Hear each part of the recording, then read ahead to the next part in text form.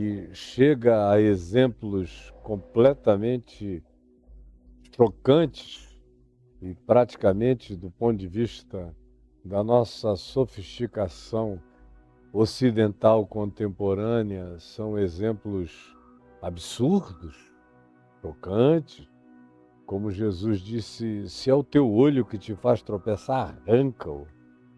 Se é a tua mão que te faz cometer as barbaridades objetivas, corta. Porque é melhor que você se restrinja, que você se diminua do ponto de vista objetivo, histórico ou qualquer outra coisa, do que na expectativa de manter a plenitude, você perder o todo, a essência do seu ser. É o que Jesus quer dizer em Mateus 5, de 29 a 30. Então, é melhor, ele não está propondo nada entre o bom e o excelente, entre o ruim e o péssimo.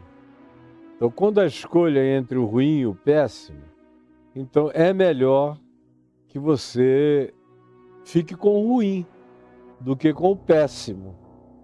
Se você, todavia, pode passar pela vida sem fazer essa escolha entre o ruim e o péssimo, se você tem esse equilíbrio mínimo de saúde humana, emocional, afetiva e de caráter e atitude, então ótimo, ótimo, ótimo, muito bom para você. Se não, Jesus diz, é melhor escolher um mal menor do que na manutenção desse todo perversificado, você ser colocado numa situação de inferno de ser. Inferno de ser. Que começa na dimensão existencial e tem as suas outras dimensões, inclusive de natureza escatológica. E eu já falei muito, muito, muito sobre isso. Eu não sou um universalista desse tipo que diz que o inferno não existe. Não dá para eu ser minimamente coerente com Jesus e inventar uma doutrina ao meu sabor dizendo que o inferno não existe. O que eu digo sempre é que o inferno não é um lugar fácil para se ir, não é fácil.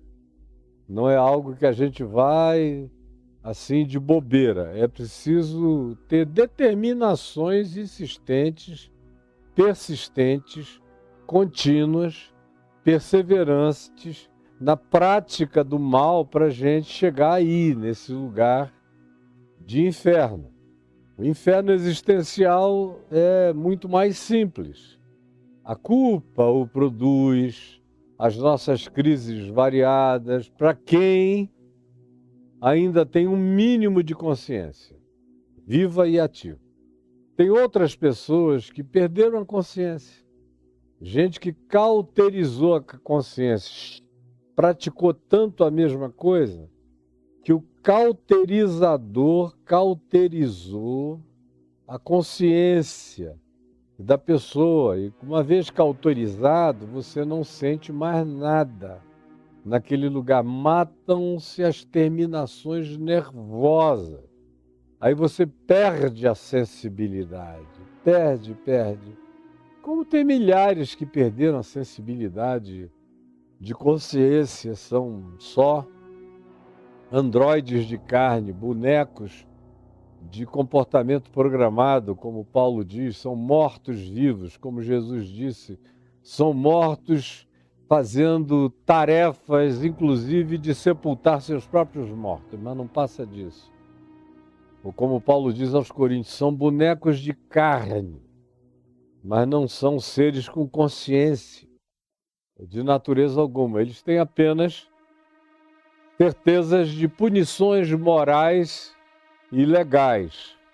E, na melhor das hipóteses, eles tentam se comportar dentro dessas perspectivas que evitem o aprisionamento, a punição, qualquer coisa assim. Isso aí até ladrão esperto tem. Qualquer bandido esperto tem. E crente especialmente esperto tem, logo. Vai desenvolvendo isso, porque tudo que não interessa no ambiente religioso é verdade, sinceridade, confissão, confiança para isso. Isso tudo não interessa porque não existe, porque todo mundo faz tudo que é errado e não conta para ninguém. O otário é quem abre o coração e depois recebe punição. Agora, eu espero que o seu estado não seja de cauterização da consciência.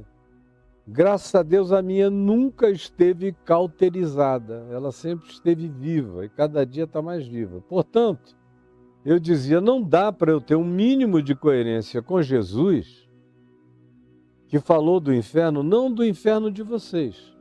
Que vocês concebem, inventam, criam. Assim como ele não falou do diabo de vocês, que vocês inventam, criam, exacerbam, caricaturizam, folclorizam. Esses entes, essas entidades, esses estados, quando chegam na interpretação dos crentes, viram outra coisa, totalmente diferente do que Jesus ensinou e propôs. Todavia, na minha boca, a palavra inferno nunca será eliminada, porque eu sei que ele existe. Eu sei que ele existe.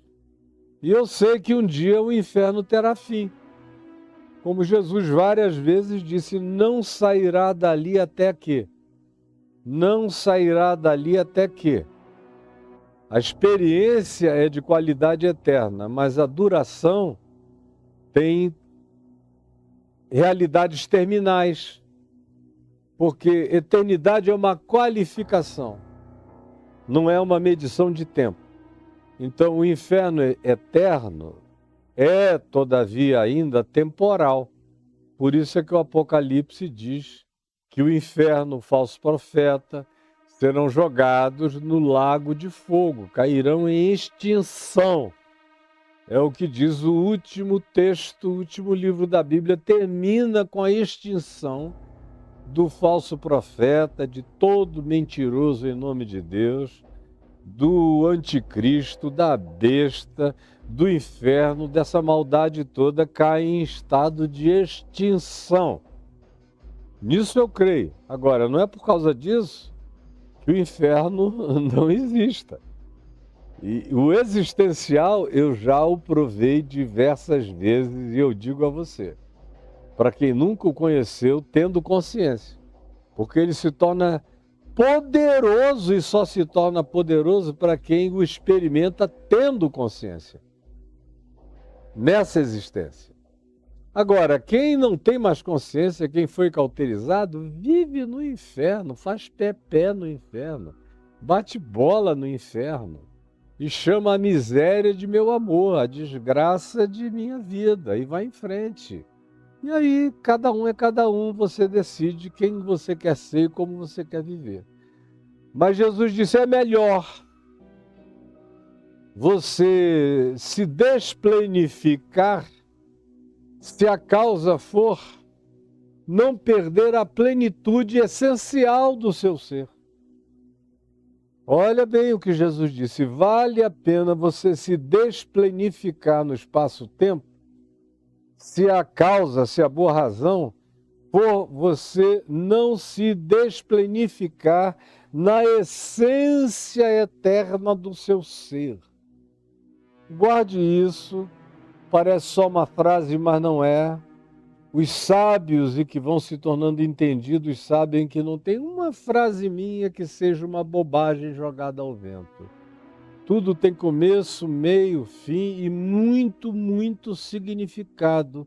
Portanto, guarde e não despreze. Eu creio no que Jesus ensinou, e Jesus ensinou que existe inferno. Agora, o que acontece no inferno, qual a finalidade do inferno, qual o destino do inferno, é que provavelmente a minha interpretação seja diferente da sua. Mas que inferno existe, inferno existe. Inferno, para mim, por exemplo, é uma dimensão de experiência espiritual de natureza carregada de eternidade, carregada do sentido de eterno. Aí você diz, então, você acredita nesse inferno para sempre? Não, o para sempre é pertinente ao tempo e ao espaço. O para sempre tem fim. O para sempre acaba até no espaço-tempo, que não durarão eternamente. Mas eu creio na experiência do inferno como uma experiência de eternidade, conforme Jesus ensinou. Ou seja, ela não tem nada a ver com a temporalidade. O inferno não é um lugar. Ele é descrito como um ambiente, lá em Lucas, na parábola, na história do rico e do Lázaro, como uma cenografia para caracterizar um presépio imaginário. Mas o inferno não é um lugar, o inferno é um estado de consciência. O inferno é um estado de experiência no significado mais absoluto possível, com o que seja realmente verdade, sem que a pessoa possa fugir mais, se escondendo atrás de enganos, de auto-enganos, usando tapumes de traumas psicológicos para justificar as suas próprias perversidades e maldades, dizendo, eu só sou assim porque fizeram isso comigo. Inferno é aquele lugar da nudez absoluta, é o lugar do fogo que queima todo engano, toda mentira, toda perversão, toda autojustificação, todo equívoco tratado como dogma. O inferno é esse lugar que tira da gente, tira do homem, todas essas manifestações de desculpas que se transformam em pretextos de discussão filosófica sobre se Deus é amor, por que coloca alguém para sempre num lugar? Por que o cara vive 20 anos errado e tem que existir para sempre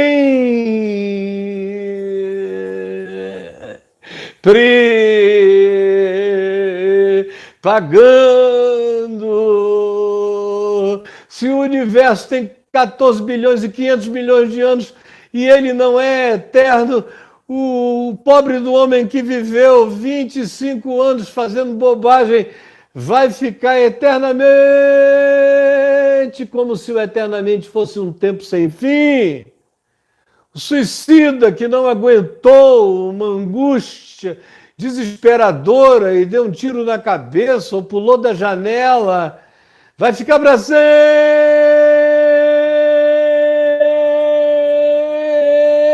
caindo da janela. Não. O inferno tem a ver com a eternidade, não tem a ver com um tempo sem fim. O universo tem a ver com um tempo sem fim. A presente existência tem a ver com esse aparente tempo sem fim.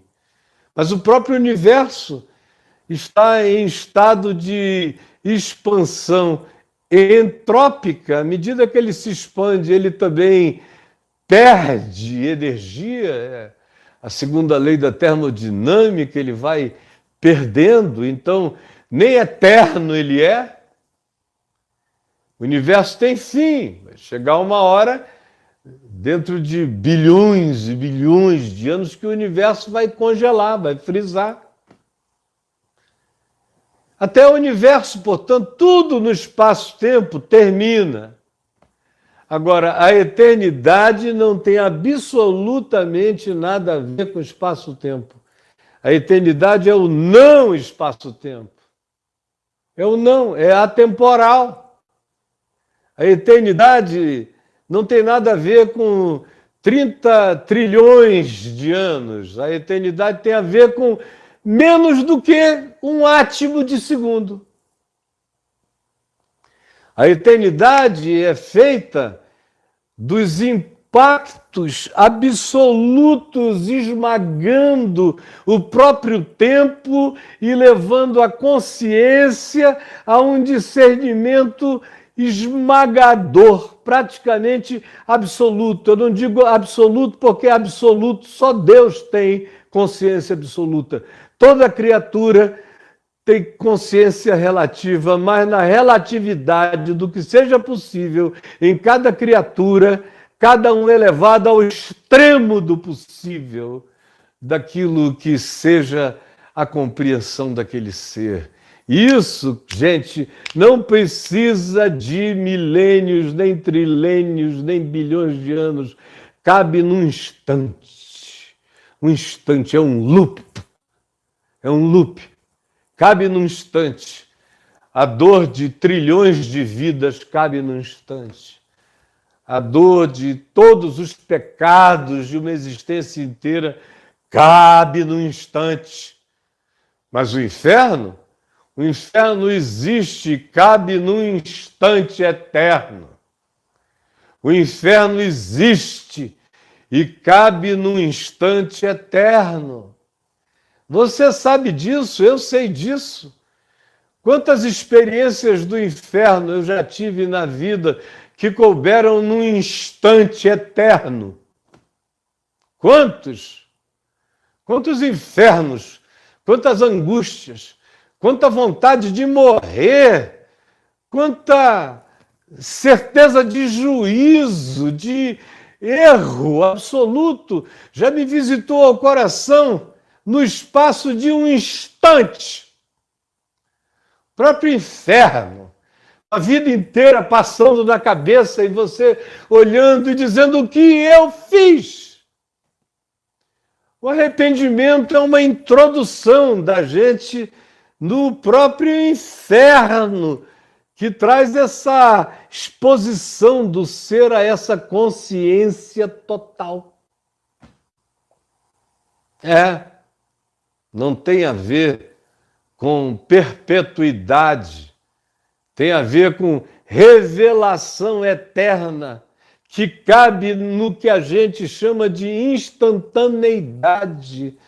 O inferno é menos do que o instantâneo, no sentido de que ele é eterno e a eternidade é atemporal.